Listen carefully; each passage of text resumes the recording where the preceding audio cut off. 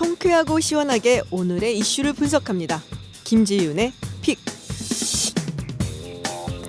조그만 단신이 눈에 띄었습니다. 요새 전자담배 이용하시는 분들 많으시죠? 미국 미시간주는 향이 나는 전자담배를 금지하는 법안을 통과시킨 최초의 미국 주입니다. 그런데 얼마 전 법원에서 이 법안에 소송을 건 상대 측에 손을 들어줬다고 합니다. 즉 주에서 향이 나는 전자담배를 금지하는 법안을 집행하는 것이 합법적이지 않다라고 판단한 것이죠. 지난 여름부터 그리고 한국에서도 꽤 최근 이 전자담배 유해성에 대한 경고가 나오기 시작했죠. 미국의 질병통제예방센터, 즉 CDC라고 불리는데요.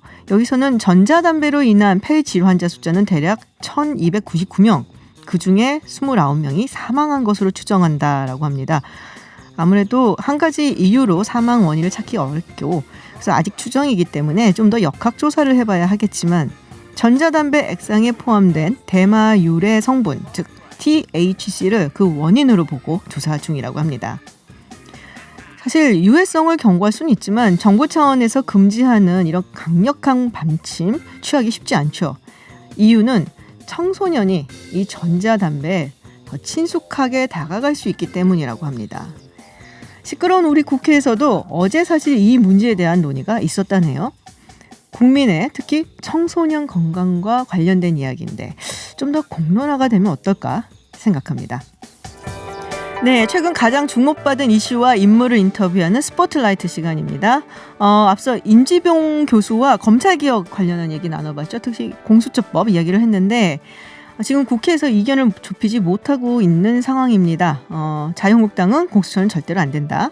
민주당은 백혜련 의원의 안을 밀고 있고요. 또 바른미래당은 권은희 의원 안을 밀고 있죠. 그래서 오늘 바른미래당 이야기를 좀 들어보도록 하겠습니다. 공수처 법안의 당사자이십니다. 권은희 의원 전화 연결돼 있습니다. 안녕하세요, 의원님. 네, 안녕하십니까. 네, 오늘 오후에 민주당하고 그리고 한국당하고 회동을 했다고 얘기가 들어와 있는데요. 네. 어떤 얘기 나누셨어요? 예, 오늘은 주로 사개특위의 법안이었던 검경 수사권 조정안과 그리고 네. 공수처 설치와 관련해서 내용을 개괄적으로 각 당의 입장을 이야기를 하고 네. 어느 정도의 범위까지 논의를 할 것인가 이런 그 의견을 나누는 그런 자리였습니다. 그러니까 시작하는 자리였다라는 말씀이신데 네. 지금 민주당에서는 공수처법 먼저 처리하자라고 하고 있고 네. 바른미래당의 입장은 어떤가요? 바른미래당은 오늘 회동에서 제안을 하기도 했는데요. 네. 지금 그 검경 수사권 조정안과 그리고 선거제 개혁안 그리고 공수처 설치 법안 3개의 법안이 지금 패트 절차에 올라가 있는데 네. 이 검경 수사권 조정과 선거제도 개혁안은 합의가 가능하고 또 합의를 하는 것이 국회 기능의 복원을 위해서 필요하니 네. 이 부분에 대해서 합의 처리를 합의하고 그리고 공수처와 관련해서는 더불어민주당과 자유한국당의 이견이 너무 크니 이 자유와 한국당이나 일각에서 우려를 제기하는 부분에 대해서 보완한 바른미래당 공수처 법안으로 네. 합의를 해보고 합의가 되지 않을 경우에는 바른미래당 법안으로 표결로 해서 가결을 시켜보자라는 그런 제안을 했습니다. 네, 바른미래당 아니라면은 의원님 아니잖아요. 네. 그죠? 네. 민주당에서는 어쨌든 자당의 의원인 박혜련 의원 안을 밀고 있는데 우리 청취자분들이 좀 알기 쉽게 의원님께서 네. 백혜련 의원의 안 그리고 의원님의 안 두 가지 가장 큰 차이점이 어떤 것들이 있는지 좀 설명해 주시겠어요? 예, 지금 그 더불어민주당의 금태섭 의원도 문제를 제기를 하고 있는 부분이 네. 공수처와 관련해서 수사와 기소를 모두 인정한다면 지금 수사와 기소를 모두 독점해서 문제되고 있는 그 강력한 검찰 권한 네. 이 문제가 재현이 된다.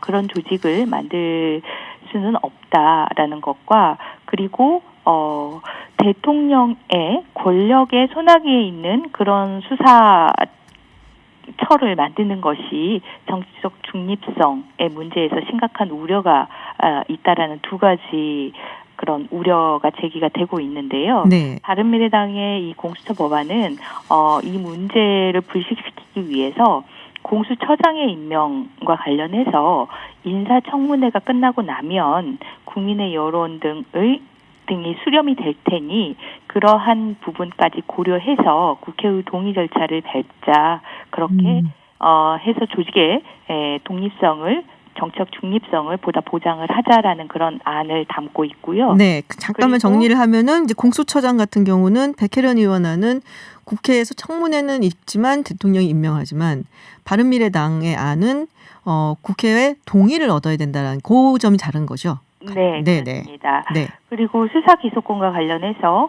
백혜련 의원안은 제한적이지만 수사 기소권을 공수처가 같이 갖는 그런 구조로 되어 있다라면 바른미래당 안은 수사 기소와 관련해서 기소를 국민들로 구성된 기소심의위원회에 그 권한을 줘서 수사 기소 분리의 원칙을 유지를 하는 내용을 담고 있습니다. 아, 그럼 그 기소하는 권한을 다 같이 수사권이랑 공수처에 주는 게 아니라 심의할 기구를 하나 국민들로 구성을 해서 만들자. 그러면 여기 들어가는 국민들은 그냥 일반 국민인가요? 저 같은 사람?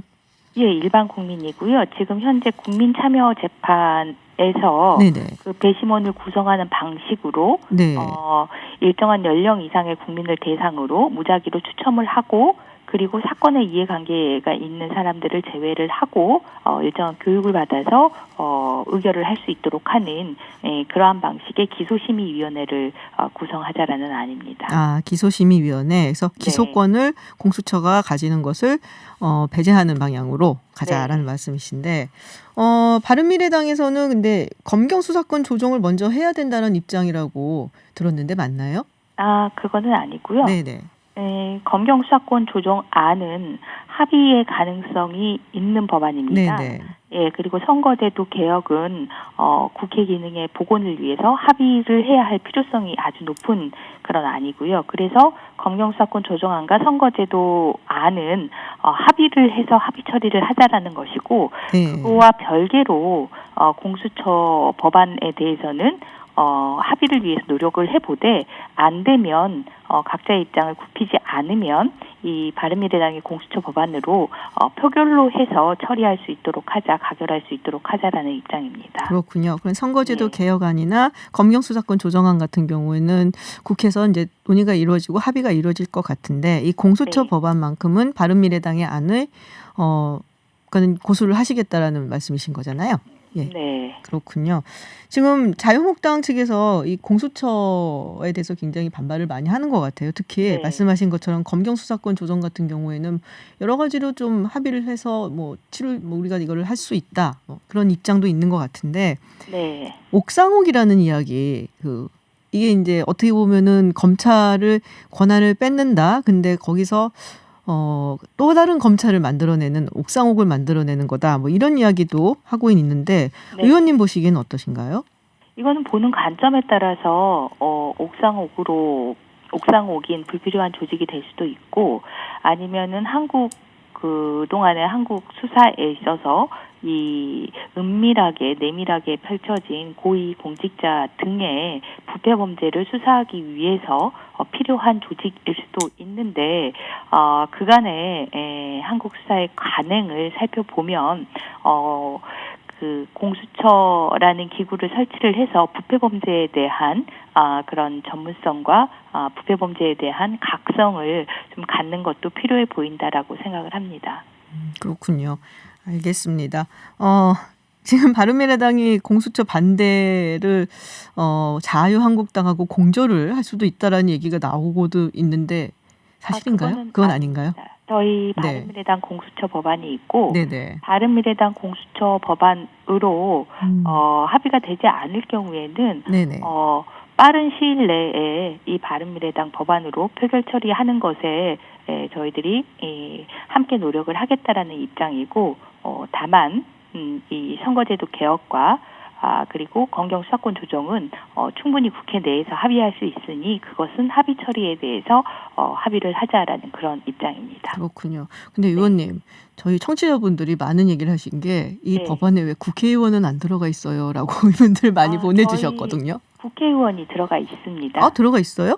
안 들어가 있다고 아까 임지봉 교수님이 그렇게 말씀하셨는데. 아닙니다. 들어가 있습니다. 국회의원이 빠진 공수처 법안이 논의가 될 수가 없고요. 네. 예, 국회의원이 당연히 들어가 있습니다. 국회의장, 국회의원 이렇게 해서 들어가 있습니다. 이게 바른미래당 안에 들어가 있는 건가요? 아니면 민주당 안도 들어가 있는가요? 바른미래당 그 민주당 안 공이 네. 대상에 국회의장, 국회의원이 들어가 있고요. 네. 예, 그리고 지방자치와 관련해서는 특별시장, 광역시장, 특별자치시장, 도지사, 특별자치도지사, 교육감이 들어가 있습니다. 그럼 선출직들도 상당히 많이 들어가 있네요. 대부분의 선출직들은 다 들어가 있습니다. 그렇군요. 네. 요거 한번 팩트 체크를 저희가 또 해봐야 될 것 같습니다. 들어가 있다고 하셨으니까 뭐 들어가 있겠다라고 믿고는 있는데, 네. 왜냐면 많은 분들이 오해하시거든요. 자기네들은 빼놓고 뭐야, 뭐 이렇게 얘기를 하시기 때문에. 이게 국회에서 법안이 논의되는 과정 중에 네. 선별적으로 본인들 당에 본인들 의견에 필요한 부분들만 얘기를 해서 네. 설명을 하시다 보니까 이렇게 많은 오해가 쌓이는데요. 그렇군요. 예, 공수처 법안에서 국회의원을 빼고 논의된 적은 한 번도 없습니다. 그렇군요. 예. 알겠습니다. 네. 네, 의원님 오늘 말씀 감사드리고요. 예, 감사합니다. 네, 오늘 앞으로도 좋은 의정 활동 부탁드리겠습니다. 예, 감사합니다. 네, 지금까지 바른미래당 권은희 의원이었습니다. 네, 이브닝 인터뷰 시간입니다. 오늘 한국은행에서 10월 기준금리를 1.25%로 인하한다고 발표했습니다. 역대 최저 수준으로 돌아온 건데요. 앞으로 추가 인하 가능성도 보입니다. 그런데 이렇게 금리를 내려도 경기 부양 효과는 별로 없을 거다라는 의견이 제기가 되고 있다는데 정철진 경제평론가와 함께 이야기해 보도록 하겠습니다. 안녕하세요, 평론가님. 네, 안녕하십니까. 네, 한국은행에서 금리를 또 내렸네요. 네, 석 달 전에도 그렇습니다. 내렸는데. 네. 한 일주일 전부터 금리 네. 인하 가능성이 굉장히 높아져서 네. 한 3, 4일 전에는 거의 90% 확실시 됐다라고 했는데 저는 그래도 좀 혹시나 했었는데요. 네. 어제 저녁에 이제 IMF가 세계 경제 성장률, 또 네, 우리 맞아요. 경제 성장률을 2.6에서 2.0으로 낮췄죠. 대폭 하향 조정하지 않았습니까? 그래서 네네. 그거 딱 보고 저는 이제 오늘 거의 100% 인하할 것이다. 뭐 이렇게 예상을 했는데 네. 연 1.25%입니다.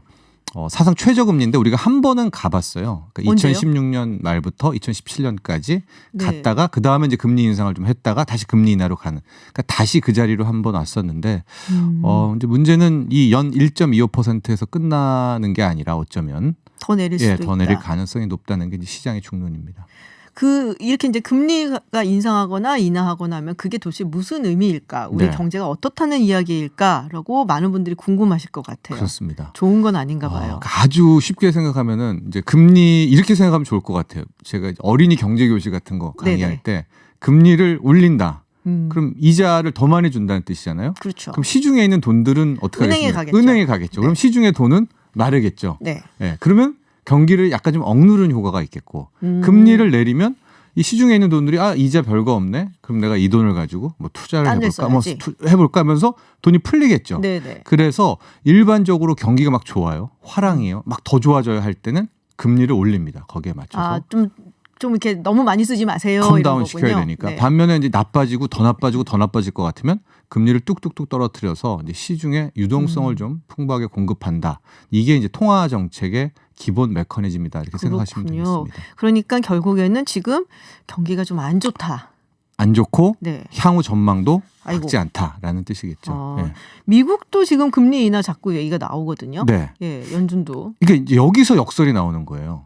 네. 왜냐하면 트럼프 대통령이 맨날 하는 얘기가 미국 경제 최고다. 그러면서 금리 인하라고. 그렇죠. 앞뒤가 안 맞는 거잖아요. 하고 실질적으로 미국의 고용률이 지금 실업률이 3.5%. 거의 완전 고용. 완전 고용. 미국이라는 시장을 보면 완전 고용이거든요. 하고 주가도 거의 사상 최고치에서 놀고 있어요. 그러면 당연히 진짜 경제가 좋다면 이게 탄탄한 기반 위에서 쌓인 뭐 그런 경제라면 네. 올려야 되는데 트럼프 대통령은 이렇게 좋다라고 하면서 바로 다음 트윗에는 연준이 뭐 금리 안 내리냐 막 너네 때문에 다 망친다. 그러니까 이게 뭔가 미국 경제도 아킬레스건이 있다는 걸 스스로 버블 얘기를 겁니다. 하고 싶은 거구나.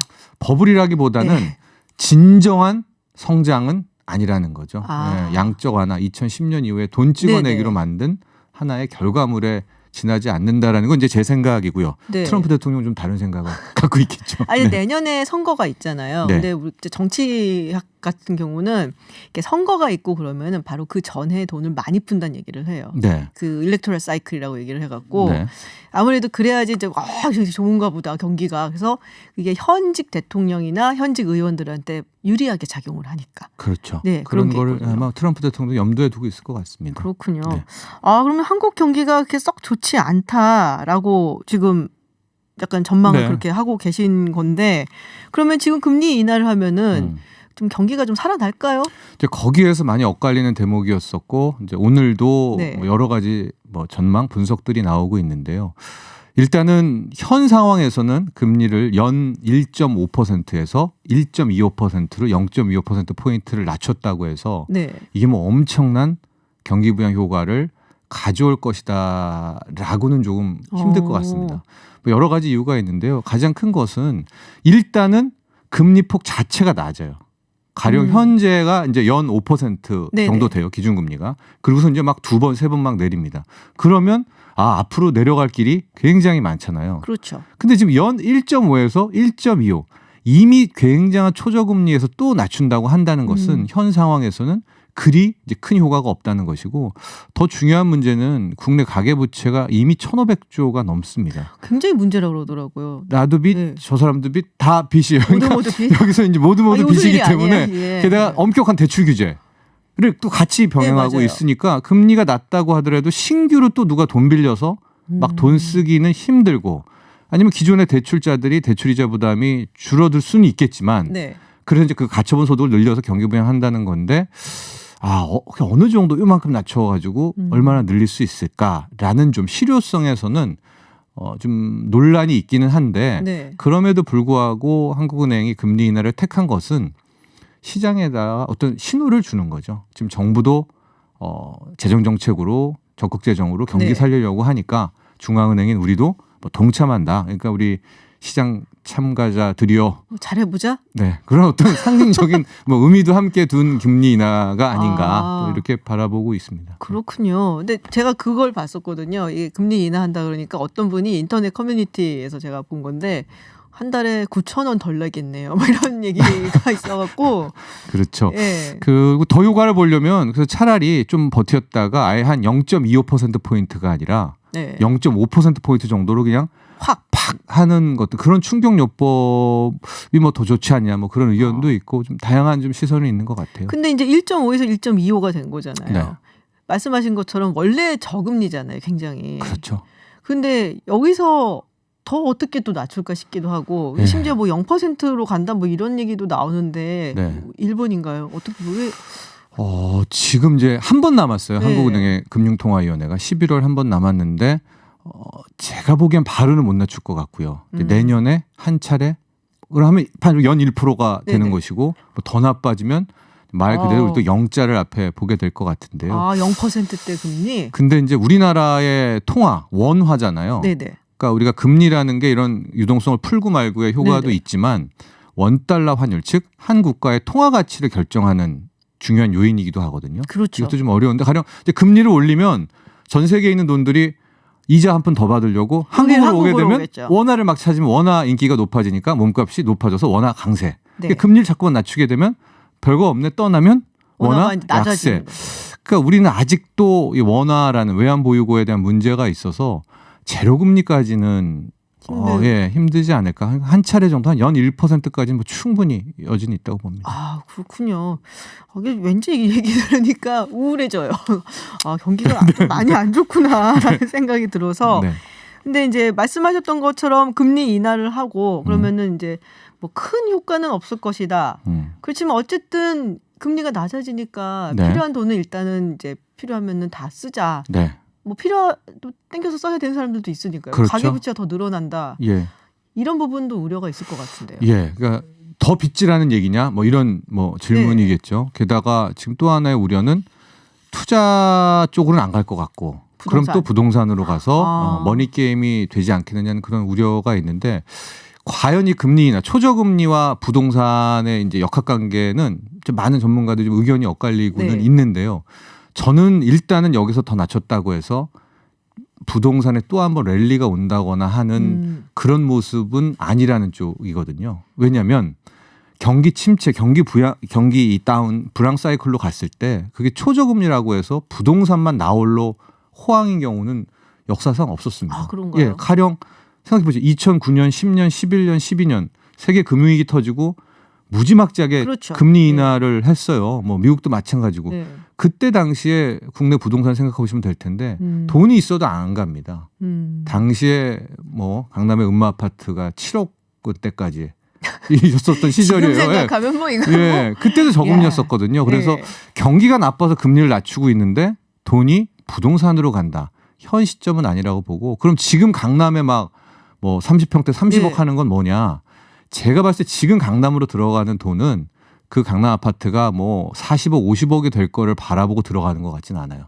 왜냐하면 대출이 막힌 상태에서 네네. 들어간 돈이기 때문에 아. 굉장히 돈 많은 사람들의 돈이거든요. 나는 이 집 여기서 살래 그리고 갖고 들어가는 거예요. 아니, 그러면. 본인은 안 살고 자기의 많은 포트폴리오 차원에서 포트폴리오. 하나의 캐시를 들고 있는 것보다는 네, 강남 아파트 그런 그러니까 자산 지키기 차원에서 파킹하는 게 아닌가 바라보고 있어서 요번에 뭐 인하했다고 해서 부동산이 다시 추가 랠리를 펼친다는 쪽은 저는 좀 회의적입니다. 그렇군요. 사실 서울 부동산 너무 올라갔고 지금 많은 분들이 굉장히 속상해하세요. 네. 박탈감도 많이 느끼고 그렇죠. 그래서 그 부분이 굉장히 이제 또 집을 가지지 않은 분들한테는 많이 힘든 보고 있으니까 속상할 거 아니에요. 열심히 일한 그 대가로 돈을 벌면 좋은데 그렇죠. 어떻게 네. 보면은 갑자기 어느 날 이렇게 예측 불가능하게 확 올라버려갖고 거기서 누구는 굉장히 막 몇 억씩 벌고 그것도 지역별로요. 그러니까요. 예, 예. 또 나누고. 요새 다 올랐어요 서울이. 예.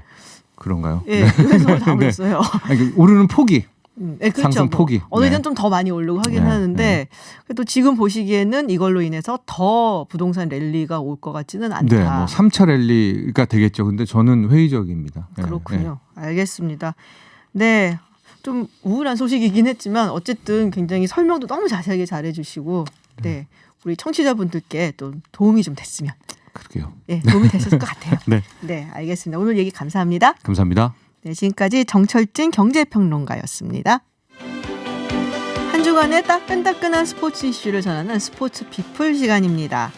29년 만에 평양에서 이뤄진 남북 축구 맞대결. 그런데 무관중, 무중계, 생소한 그런 경험을 했습니다. 그래서 많은 사람들이 문자로 전해오는 기록만을 봐야 했는데요. 어제 뒷얘기 좀 들어보고요. 그리고 한국 시리즈까지 딱 한 번 남았습니다. 1승만 거두면 되는 키움 히어로즈. 정말 무섭게 올라오고 있습니다. 그리고 SK 과연 반격은 가능할지 축구와 야구 이야기 나눠보겠습니다. 제 옆에 정말 전문가 두 분 앉아 계십니다. 민웅기 해설위원 그리고 스포티비 뉴스의 한준 기자 모셨습니다. 안녕하세요. 안녕하세요. 안녕하세요. 네, 제가 민웅기 해설위원님 정말 잘 알고요. 명성은 많이 들었습니다. 우리 한준 기자님. 네, 오늘 야구 경기 없어갖고 지금 오실 수 있었던 거죠? 네네. 어제도 중계했고 내일도 제가 해설인데 네. 오늘 딱 없는 날입니다. 정말 잘 모셨습니다. 네. 그리고 한준 기자님 어저께 그 남북 축구 경기 문자로 중계 옮기시는 날 굉장히 고생을 많이 하셨다고. 예, 대한축구협회 그 네. 상황실에 가서 네네. 최대한 빠르게 좀 정보를 들으려고 기다렸는데요. 뭐 아무래도 받을 수 있는 정보가 제한적이었어요. 그렇죠. 본래는 이제 현지에 파견된 직원이 이메일로 좀 주요 상황들을 전해줄 수 있을 것으로 기대를 했는데 막상 경기장에 갔을 때 인터넷이 좀 안 되면서 오히려 현지에서 이제 AFC 아시아 축구 연맹에서 네네. 파견한 경기 감독관이 있어요. 이 경기가 제대로 운영되는지 그 감독관이 키르기스스탄 그 국적분인데 그분은 이제 휴대폰을 사용할 수 있다 보니까 왓츠앱 메신저로 좀 상황을 전달해 줬거든요. 네. 근데 이분의 본업이 또 그 우리 상황을 전해주는 게 아니다 보니 네네. 뭐 선수 교체 상황이나 경고 원래 해야 될 일을 해야 되니까. 기본 기록하고 휴대폰으로 사진을 몇 장 찍어서 보내주는 정도였거든요. 근데 그 정도 정보라도 워낙 이제 제한돼 있으니까 언제 어떤 정보가 올지 모른다는 그 생각 때문에 그 경기를 못 보지만 긴장한 채로 기다렸던 굉장히 좀 생소한 경험이었습니다. 처음이셨죠 이런 경험은? 그렇죠. 사실 뭐 최근 한 5년 10년 동안에는 전 세계 축구 경기가 뭐 중계가 안 되는 게 거의 없고 그렇죠. 한 인터넷으로도 다 볼 수가 있는데 국가대표 경기, 그것도 월드컵 예선 경기를 문자 중계를 한다. 그러니까 아마 팬 여러분들도 실시간으로 영상 올라오는 거 보셨겠지만 실시간으로 경고 누구 맞아요. 교체 누구 이런 거를 김민재 경고 뭐 이런 거. 줄기사로 계속 기다리면서 새로 고침하신 경험 새로울 것 같습니다. 네, 불만도 좀 있었을 것 같은데.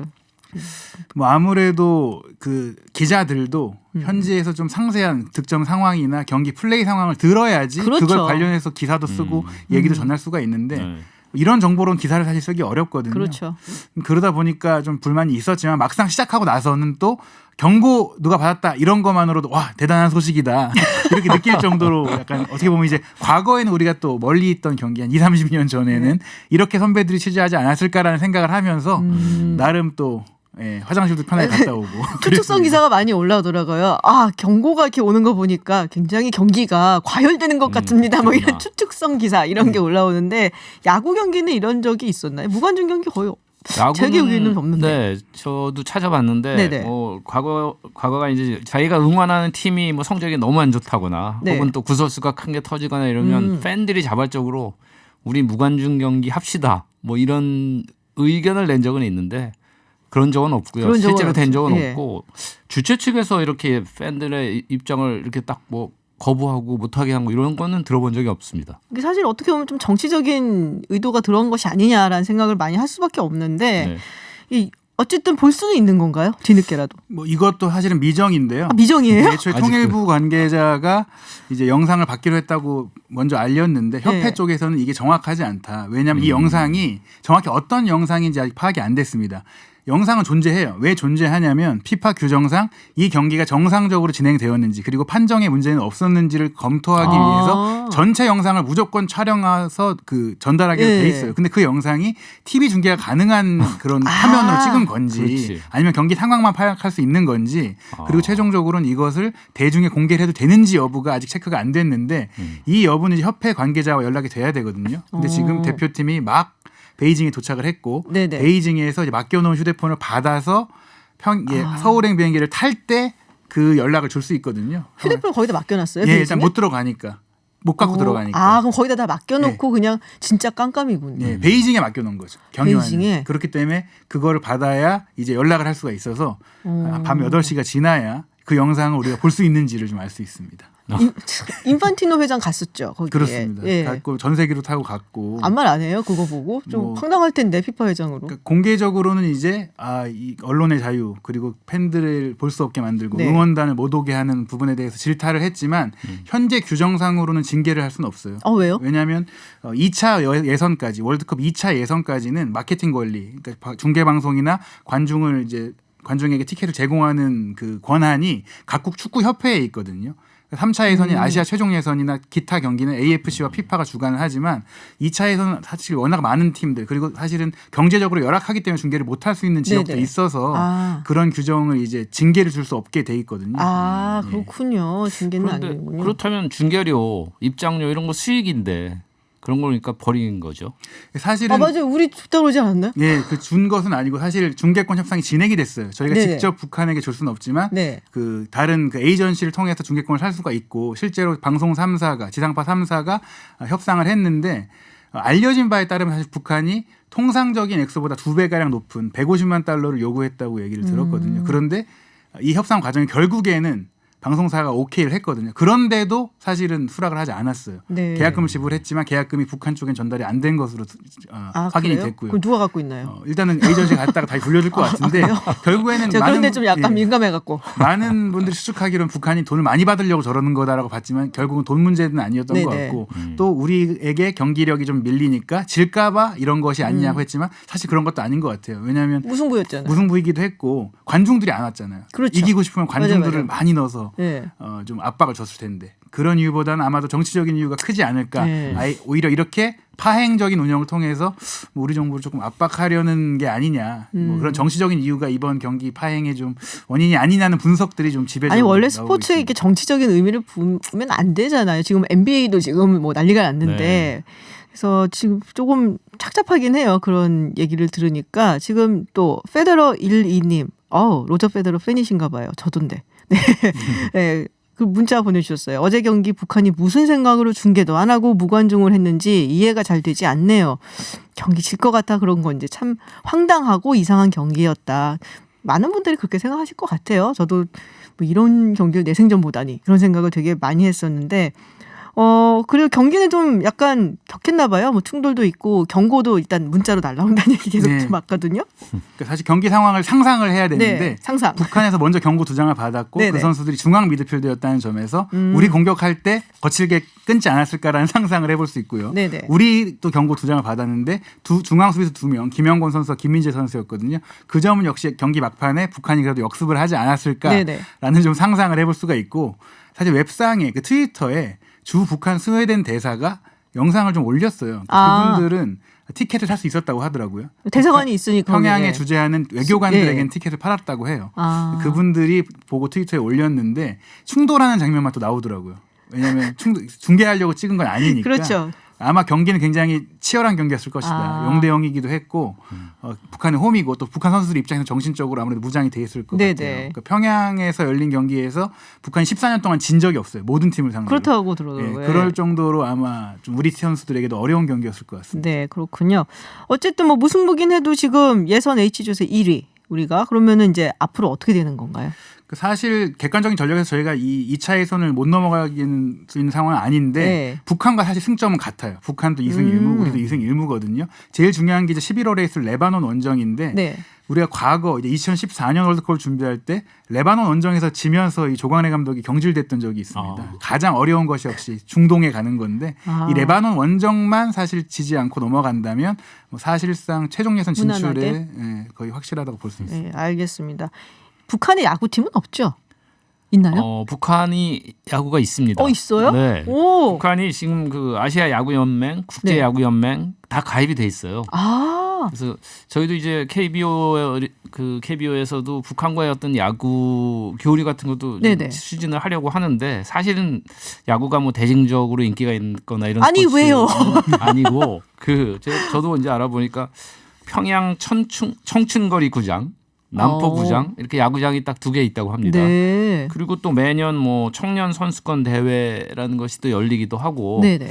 그런데 아무래도 그 사람들 입장에서 볼 때는 야구라는 게 뭐 부르주아 스포츠이기도 하고 또 미국권 있고 또 거기다가 이제 아무래도 야구는 야구장하고 뭐 장비 이런 것들이 굉장히 많이 필요하기 때문에 아직까지는 전혀 인기 스포츠라고는 볼 수가 없는데 최근 2000년대 들어서 점점 야구 쪽으로도 뭐 신문에 기사도 나고 방송도 나오고 한다 그래요. 그래서 앞으로는 조금 더 야구가 활성화될지는 모르겠는데 요원해 보입니다. 그렇군요. 한국 야구 이야기를 조금 해봐야 될 것 같아요. 키움이 이렇게 잘할 거라고 생각하셨어요? 저기 민웅기 위원이랑 저랑 그리고 다른 또 우리 그 모임이 있어요. 그 만나면 정말 스포츠 얘기만 하는 모임이 있는데 거기서 이제 그걸 했었어요. 시즌 시작하기 전에. 이번 우승은 어디냐? 우승팀. 제가 두산 팬이라서 저는 그냥 팬심에서 두산을 했는데 그때 키움이 저는 SK를 예상을 했죠. 그러셨군요. 키움은 3위권에는 저도 집어넣었는데 이번 그 준 플레이오프에서 키움의 기세가 정말 엄청나게 좋아서 와, 이 SK와의 그 플레이오프 시리즈가 굉장히 재밌겠다라는 생각을 했는데 적지에서 2연승을 거두리라고는 정말 몰랐습니다. 한 번만 더 이기면 이제 올라가는 거죠. 그렇죠. 이제 내일 3차전이 벌어지는데 내일은 고척으로 옮겨서 3차전, 4차전 그리고 5차전까지 가면 다시 이제 문학인데 한 번만 이기면 키움이 올라갑니다. 그렇군요. 지금 그 중심에 누가 있다. 이렇게 키움을 끌고 가는 선수. 일단 그 준 플레이오프에서는 키움의 가장 큰 강점인 불펜, 막강 불펜이 활약을 해줬고 역시 박병호였습니다. LG를 꺾는 데는. 그런데 플레이오프에 와서는 잘 나간 팀이 늘 보여주는 거. 매일 다른 영웅 탄생. 그렇죠. 그렇죠. 뭐 불펜은 여전히 뭐 조상우, 한현희, 오주원 등을 앞서서 강하거든요. 그런데 박병호가 주춤한 반면에 서건창, 김하성 이렇게 좋은 원래 스타들은 잘해주고 있는데 어제 경기는 김웅빈, 김규민, 뭐 송성문 약간 백업으로 뛰던 선수들이 맹활약을 하면서 경기를 뒤집었거든요. 그만큼 기세가 지금 대단합니다. 그러니까 잘 나가는 팀은 하위 타선이 그렇게 잘해요. 보면은 그러니까 이 팀은 정말 미쳐서 정말 잘하는 팀이구나. 포스트 시즌 같은 때 그렇더라고요. 야구 보세요, 우리 한준 기자님. 제가 야구를 많이 못 보고 약하시군요. 야구에는 조금 약하신. 근데 SK를 우승팀으로 찍으셨단 말이에요. 시즌 시작하기 전에. 네, 어쩌다 이렇게 시즌 초반 그리고 SK가 지금 요번에 가장 힘든 이유 중에 하나는 시즌 막판에 네. 굉장히 많은 차이 뭐 한 달도 안 남기고 8게임 차 이상을 이렇게 리드를 하다가 갑자기 두두두두 네, 그걸 다 까먹었고 거기다가 두산 베어스하고 똑같은 성적으로 결국은 정규 시즌을 마쳤는데 맞대결에서 1승에 밀리면서 네. 1위 자리까지 내줬거든요. 아우 진짜 대단했어요 이번에. 네. 네. 두산도 대단했고 SK도 정말 맞아요. 많이 무너지면서 그게 좀 심리적으로 굉장히 좀 약간 위축된 느낌이 있어요. 역시 야구도 그렇고 뭐 축구도 마찬가지로 운동 경기라는 게 기세라는 게 있잖아요. 네. 그래서 키움이 그래서 조금 두산 팬으로서 살짝 약간 제가 경계를 하고 있는데 키움 기세가 너무 좋아갖고요. 그렇죠. 단기전은 특히 전력이나 뭐 짜임새를 떠나서 기세라는 게 굉장히 중요하잖아요. 그렇죠. 워싱턴을 보시면 알죠. 또 메이저리그 네네. 얘기로 이제 넘어가셨는데 메이저리그 얘기하신 김에 네 지금 이제 내셔널리그는 워싱턴으로 결정이 난 거고 네. 이제 아메리칸 리그는 이제 아직 모르잖아요 우리가. 그렇죠. 지금 휴스턴이 2승 1패로 앞서가는데 거기 치열합니다. 어떻게 보세요? 휴스턴의 1, 2, 3가 뭐 너무 선발진이 너무 막강해서 너무 게리코하고 또 누구 있지? 벌랜더도 있고 또 누구죠? 네, 콜. 네. 뭐 그랭키가 조금 그랭키에 예. 흔들리긴 했지만 전체적인 짜임새는 지금 상승세도 타고 있고 홈필드 이점도 있고 여러 가지 첫판 지구도 연속으로 네. 이겼기 때문에 휴스턴과 워싱턴이 되리라고 예상은 하는데 양키스 아니고요? 양키스가 의외로 부상도 좀 주포들이 있고 불펜 싸움을 해줘야 되는데 불펜 쪽에서 양키스가 그렇게 불펜 싸움을 할 만큼의 여지가 잘 안 되는 것 같아요. 투자는 좀 많이 했었는데요, 양키스가 불펜에. 그렇죠. 불펜엔 네. 투자 많이 했죠. 네. 네. 그런데 전체적인 뭐 단순히 성적뿐 아니라 휴스턴의 역시 이제 그쪽도 기세가 양키스가 괜찮아 보였었는데 휴스턴의 지금 아주 극적인 이런 모습들 보여주는 거 보면 휴스턴이 조금 그렇군요. 강해 보입니다. 사실 포스트 시즌 약간 투수전인 경향이 많아갖고 네. 얼마나 짜임새 있게 또 경기를 스몰 볼로 하냐 이게 되게 중요한데 그렇다면은 최종 월드 시리즈 우승팀 그리고 최종 한국 시리즈 우승팀 어디로 보시나요? 과연 키움이 언제 끝낼 수 있느냐? 아니면 SK가 대반격을 할 수도 있거든요. 물론 확률적으로는 SK가 굉장히 힘들죠. 첫 두 판을 내주고. 근데 작년 같은 경우도 SK가 똑같이 키움하고 붙어서 2연승을 거둬서 이건 뭐 시리즈 쉽게 끝난다 했었는데 네. 5차전까지 갔고 연장까지 갔어요. 네. 그래서 SK가 겨우 이기고 올라갔는데 그런 면에서 볼 때 뭐 반격의 여지는 있지만 키움이 지금 홈으로 가기 때문에 불펜은 워낙 세고 3, 4차전 내에서 키움이 만약에 마무리를 지을 수 있으면 조금 휴식을 하고 들어가거든요. 네. 키움 같은 경우는 아무래도 불펜 싸움을 하는 팀이기 때문에 그 휴식이 굉장히 중요하고 그렇다면 키움과 두산이 굉장히 치열한 이변도 바라볼 수 있는. 하나 정해 주셔야 돼요. 다 그거 찍고 가셨어요 지금. 그런가요? 네. KBO 리그의 시스템으로 보면 무조건 정규 시즌 우승팀이 우승을 하게 돼 있습니다. 왜냐하면 워낙 오래 편하게 쉬고 지친 팀을 상대로 싸우기 때문에. 네네. 그런데 지금 키움의 기세로 3차전 그런 거 말고 그냥 찍어주세요. 네, 3, 4차전에서 키움이 끝낸다 그러면 키움이 우승 가능성이 있다고 봅니다. 그렇군요. 그럼 월드 시리즈는? 월드 시리즈는 사실 여기 들어오기 전까지는 제가 워싱턴 네네. 내셔널스의 워낙 뜨거운 기세가 결국 이겨내지 않을까라는 네네. 생각을 했는데 너무 일찍 이겼어요. 일주일을 쉬어야 되거든요. 그게 또 안 좋을 때가 있어요. 그게 과거 월드 시리즈에서도 이렇게 4연승으로 내셔널리그 뭐 혹은 리그 챔피언십에서 우승한 팀이 월드 시리즈 가서 이긴 경우가 별로 없습니다. 3번인가 이겼어요. 18번인가 중에. 그렇다면 휴스턴이 올라간다면 휴스턴이 마무리를 짓게 되지 않을까 싶습니다. 알겠습니다. 지금 나오신 분들 제가 다 여쭤봤었거든요. 네. 세 번째로 제가 여쭤보는 건데 다 휴스턴 찍으셨어요. 그런가요? 네. 그래서 한번 보겠습니다. 네. 네, 오늘 축구 얘기도 해보고 야구 얘기도 해봤습니다. 정말 즐거운 제가 가장 좋아하는 스포츠 피플 코너였는데요. 네, 한준 스포티비 뉴스 기자 그리고 민웅기 해설위원이었습니다. 고맙습니다. 고맙습니다. 감사합니다. 네, 휴식을 선물하는 시간입니다. 이브닝 카페. 오늘은 재미있는 과학 이야기를 해보려고 합니다. 생각이 현실을 만든다. 양자 물리학의 신념을 가진 주인공인 영화가 개봉되기도 하고 또 영화 속에서 슈퍼히어로들이 지구를 구하기 위해서 양자 역할을 활용하기도 합니다. 양자 컴퓨터도 등장했다라고 하는데요. 도대체 이게 뭔지 양자 역학, 양자 컴퓨터 과학계 아이돌이죠. 네, 양자 역학에 대해서 정말 아이돌 못지않은 인기를 누리고 계시는 김상우 경희대 물리학과 교수님 오셨습니다. 안녕하세요, 교수님. 네, 안녕하세요. 네. 정말 바쁘신데 저희가 겨우겨우 모셨어요. 뭐 부산 가셨다가 대전 가셨다가 바로 여기로 오셨다고. 네. 그러니까 이렇게 급하게 섭외를 하는지 몰랐어요. 근데 마침 시간이 딱 되셔갖고 저희가 막 환호성을 지르면서. 네, 기적적으로 15분이 비었어요, 오늘. 그러시구나. 기적적으로 15분이 비셨다니까 저희가 빨리 진행을 하겠습니다. 생각이 현실을 만든다. 멋진 말인데 저같이 이제 나이를 먹은 사람은 아이, 뭔 좋은 소리지 그냥 그렇게 얘기를 하거든요. 근데 이게 양자 물리학의 신념이라는 건 처음 알았어요, 제가. 이게 참 말은 멋진 말인데 네. 이게 이제 그 영화에 자주 나오는 아까 양자 물리학이라는 영화에 자주 나오는 대사인데요. 이게 사실은 그 제가 보기에는 전혀 그 어울리지 않는 상황에서 정말요? 끊임없이 나오는 대사예요. 사실은 그래요. 근데 물론 이제 이런 말을 쓰게 되는 맥락은 있긴 한데 마치 이제 이걸 좀 비유하자면 이제 물리학의 양자역학 말고도 상대성 이론이라는 네네. 무시무시한 이론이 그렇죠. 있잖아요. 네.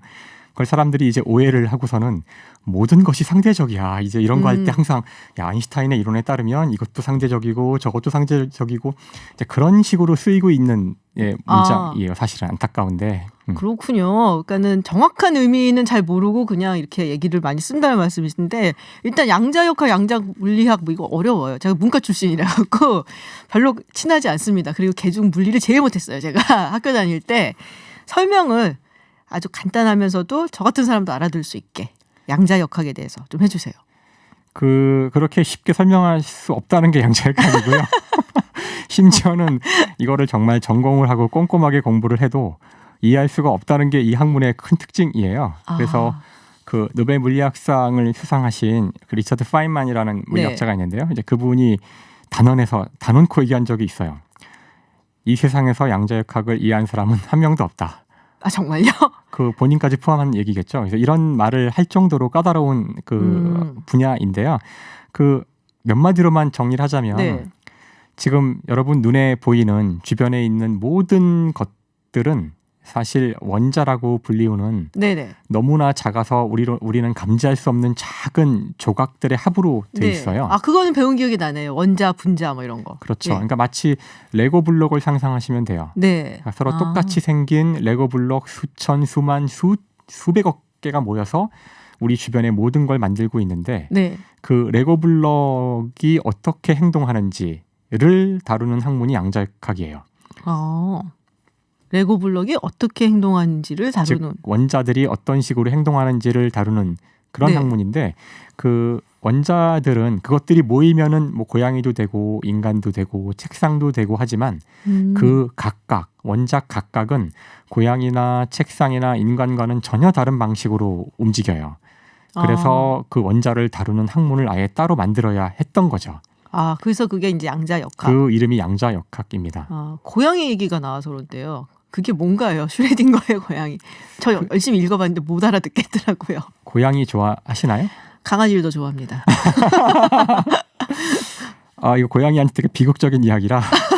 그런가요? 그래서 고양이만 가지고 제가 이제 양자역학의 핵심을 딱 짚어서 얘기하면 양자역학에서 가장 이제 직관적이지 않은 우리가 이해하기 가장 어려운 파트는 우리는 그냥 본다는 것을 아주 쉽게 생각하죠. 그 눈앞에 제 앞에 컵이 하나 있는데 컵을 볼 때 내가 본 것이 컵의 정확한 모습과 위치일 거라고 생각을 하는데 이제 그것이 원자에서는 보장되질 않는다는 게 문제예요.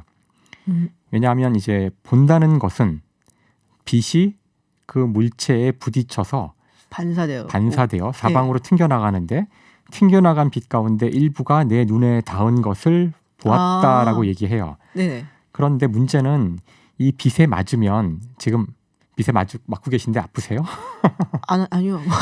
별로 안 아픈데요. 보통은 빛에 맞아도 아무 일도 안 일어나지만 이제 원자는 너무나 작아서 빛에 맞아도 휘청거려요. 이처럼 우리가 본다는 행위가 상대의 움직임을 야기하여 그것의 위치가 변한다면 내가 본 것이 정말 그 물체 자신의 위치였을까? 벌써 표정이 변하시잖아요. 갑자기 그게 생각했어요. 내가 네 엄마로 보이니 막 이게 생각이 나갖고. 어렵게 얘기했지만 한마디로 얘기하면 우리가 무엇인가를 본다는 행위가 대상에 영향을 주는 상황에서 어떻게 우리가 물리학을 할 수 있을까? 즉 고양이 같은 경우는 고양이가 죽어 있고 살아 있고 이런 동시에 이런 상태를 이룰 수 있는 것도 가능하다는 결론이 나오게 돼요. 우리가 보는 순간 죽어 있거나 살아 있지만 보기 전에는 그 어떤 것도 확정할 수가 없게 돼요. 왜냐하면 본다는 행위가 대상에 영향을 주기 때문에 보기 이전에 무슨 일이 있었는지 이야기할 수 없는 상황이 되고요. 그러다 보니 이거를 좀 더 뒤집어서 이야기하면 내가 보는 것이 대상을 만드는 거라고까지 좀 확대 해석을 하면 아까 이야기한 네네. 생각이 대상을 만들거나 생각은 이루어지거나 현실을 만들거나 이제 이렇게까지 좀 이제 약간 사이비 과학으로 가는 건데 좀 이렇게 좀 이제 과장하여 이야기가 퍼져갈 수 있는 거죠. 아, 그렇군요. 그러니까 조금 제가 제 수준에서 정리를 해보자면 보통 우리는 이제 본다는 것을 굉장히 수동적으로 받아들이잖아요. 근데 그것도 어떻게 보면은 능동적이고 적극적인 행위고 보고 있는 이 컵이라든지 책상 이런 거에도 영향을 미치는 거다. 그런 말씀이신 거잖아요. 맞죠. 맞습니다. 그러니까 그 본다는 행위가 능동적인 행위고 그 이전에는 우리가 모든 그 물리적인 양들이 보아야지만 관측이 돼서 그걸 기반으로 만들어진 것이 과학이란 학문인데 가장 그 근본적인 문제에서 가장 근본적인 것에서 본다는 것이 대상에 대한 정보를 제대로 담보하지 못한다면 그러면 아예 체계 전체가 바뀌어야 되겠죠. 예, 그렇게 해서 물리학의 혁명이 일어난 것이 양자역학입니다. 그렇군요. 그런 예를 되게 많이 들잖아요. 영화에서 앤트맨. 우리 그 히어로 영화에서 그 앤트맨 막 줄어들었다가 커졌다가 하는 앤트맨도 있고 지난번에 나왔던 그 어벤져스 마지막 그 편에서 막 시간 여행하잖아요. 왔다리 갔다리 하고 그 뭔가 슉 들어갔다가 해체됐다가 다시 모인 듯한 느낌도 좀 들고 그런 것도 여기서 아이디어를 얻은 건가요? 그러니까 최근 1년간 저한테 가장 많은 문의가 들어온 게 그 그래요? 앤트맨과 어벤져스에 나오는 양자역학이 정말 네. 가능한가요? 그러면 답은 아주 간단한데 말도 안 됩니다. 아, 그래요? 말도 안 된다고 예, 하십니다. 네. 이게 답인데 그 앤트맨 같은 경우 물론 뭐 밑도 끝도 없이 만들 수는 없으니까 네. 앤트맨에서 하고 싶었던 이야기는 원자라는 것이 아까 제가 레고 블럭이라고 예를 들었는데 원자라는 것이 뭐 이렇게 작은 딱딱한 공 뭐 이렇게 보는 사람들이 생각을 하시는데 네. 사실 원자는 텅 비어 있는 녀석이에요. 그래서 사실 태양과 지구 같이 이런 태양계 같은 걸 머릿속에 상상하시면 돼요. 그런 게 원자. 사실 태양계 같은 경우는 거의 다 텅 비어 있는 공간 안에 지구, 뭐 화성 이런 작은 행성들이 돌고 있는 그런 네. 모습이거든요. 원자도 그런 모습이라 거의 텅 비어 있다고 볼 수 있어요. 이제 그러다 보니 그 빈 공간을 이렇게 짜부러뜨려서 작게 만들 수 있지 않을까? 이제 생각을 현실이 된다면서요. 근데 이제 그게 절대 안 된다는 거를 양자역학이 이야기해줘요. 그런 식으로 가장 최소의 단위가 텅 비어 있지만 그 텅 빈 공간을 사용할 수 없다는 게 양자역학의 그러니까 이런 말들이 직관적으로 이해가 안 되시잖아요. 뭐 안 되죠. 그렇죠. 그래서 사실 앤트맨은 말이 안 되고 어벤져스에서는 이제 시간 또 뭐 이상한 그 숨어 있는 공간 이런 얘기들 하고 있는데 사실 그거는 이렇게 논평할 가치도 없는. 영화는 영화로 즐기자. 그래서 예, 자꾸 이렇게 물어보시는 건 네. 이해는 되지만. 네네. 그만 물어보시랍니다. 김상욱 교수님께서 대답하기가 매우 많이 대답해서 귀찮으시다고. 그런 뜻은 아니었고요. 예, 쉽지 않다는 거죠. 네. 너무 이제 관계가 없는 내용들도 많고 그래서. 그렇군요. 그 얘기 잠깐 해주세요. 양자 컴퓨터라는 게 나왔다. 이제 컴퓨터 지금 기억하시는 분들도 있을지 모르겠지만 제가 예전에 그 이진법 배울 때 컴퓨터에 이진법이 들어간다면서 약간 우주인 같은 사람이 이렇게 숟가락 2개 들고 나오고 뭐 이런 그림이 있었거든요. 지금 저희가 쓰고 있는 컴퓨터는 기본적으로 튜링이라는 사람이 만든 네, 튜링 기계에서 온 것인데요. 거기서 핵심적인 아이디어는 세상 모든 것, 특히 이제 우리가 뭔가 행동하는 것, 어떤 실행하는 것 이런 것들은 다 0과 1로 표현할 수 있다는 것에 근거하고 있어요. 네. 그러니까 우리가 뭔가 이제 실행한다는 것은 그 실행을 이렇게 문장으로 표현할 수가 있겠죠. 글로 써서. 글로 쓸 수 있다는 얘기는 그 글에 해당하는 어떤 문자들이 있다는 얘기고 네. 문자란 것은 우리가 원한다면 언제나 숫자로 대응시킬 수 있잖아요. 영어도 알파벳 A를 1로 쓰고 네네. B를 2로 쓰고 이런 식으로 다 모든 숫자는 십진법으로 된 모든 숫자는 다 0과 1 이진수로 나타낼 수 있어요. 네네. 이게 무슨 뜻이냐면은 우리가 하는 모든 행동은 0과 1만으로 나타낼 수 있다는 뜻이에요. 그래서 컴퓨터란 것은 우리가 실행시키고자 하는 모든 컴퓨터 앞에 앉아서 하고 싶은 모든 일을 다 0과 1로 바꾼 다음에 그것의 최종 결과물도 0과 1로만 나오면 되거든요. 네. 그래서 0과 1로 된 긴 어떤 숫자들의 집합을 또 다른 0과 1로 바꾸는 게 컴퓨터예요. 교수님 30초 남았어요. 빨리 그런데 네. 이제 양자역학에서는 이 0과 1이 일반적으로는 어느 한순간에 네. 0 아니면 1이죠. 네. 근데 양자역학은 동시에 0과 1일 수가 있어요. 아까 말씀하신 그 비슷한 원리인 거군요. 그렇죠. 요 미세한, 되게 미세해 보이지만 이 하나의 차이 때문에 기존의 컴퓨터로는 도저히 불가능한, 할 수 없는 일을 양자 컴퓨터가 할 수가 있죠. 그렇군요. 네. 그래서 굉장히 슈퍼컴퓨터랑 비교가 안 되게 빠르다라는 얘기가 있는데, 교수님 예전에 어디 가셔갖고 엔트로피 설명을 하셨나 봐요. 예원 윤서님께서 엔트로피 이야기를 하셔서 너무 쉽게 설명해 주셔서 기억이 난다라고 하세요. 저희 방송에서는 안 하셨기 때문에 한 번 더 나오셔야겠는데 그거 설명하시고. 네. 물리학계 아이돌이시죠. 알쓸시잡에서 보셨던 바로 그 김상욱 교수님이고요. 그리고 또 MYFH20님 재밌다. 과학은 언제나 재밌네요라고 또 문자 보내주셨습니다. 제가 좀 무식해갖고 잘 몰라서 문과라서 여기까지만 들었는데 네 정말 어렵게 오셨습니다. 김상욱 교수님. 다음에 또 나오셔서 엔트로피 얘기 해주세요. 예, 알겠습니다. 감사합니다. 네, 지금까지 김상욱 경희대 물리학과 교수님이었습니다.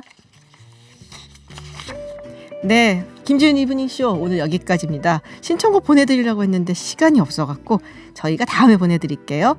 이제 우리 모두 함께 쉬어요.